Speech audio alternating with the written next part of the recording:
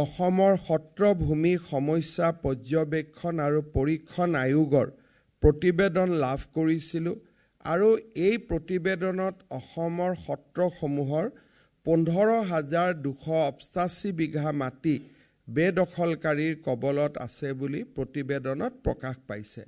কেৱল মাত্ৰ বৰপেটা জিলাতে 7,137 বিঘা মাটি বেদখলকাৰীৰ কবলত আছে।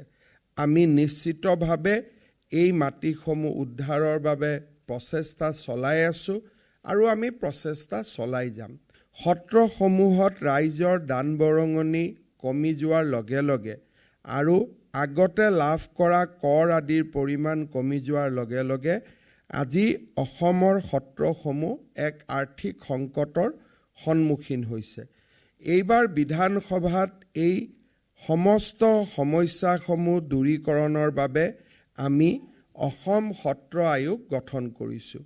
সত্ৰ আয়োগৰ হাতত বিত্তীয় ক্ষমতাও থাকিব আৰু প্ৰয়োজন সাপেক্ষে সত্ৰসমূহক আৰ্থিক অনুদান আগবঢ়োৱাৰ অধিকাৰ তেখেতসকলৰ থাকিব।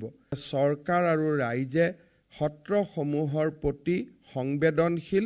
সত্ৰসমূহৰ লগতে আমাৰ সত্ৰত থকা ভকতসকলৰ প্ৰতিও সংবেদনশীল।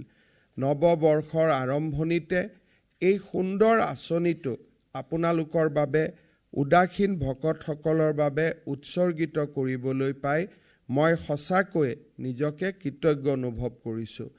এই বছৰ আমি 1,500 টকাৰে আৰম্ভ কৰিছোঁ।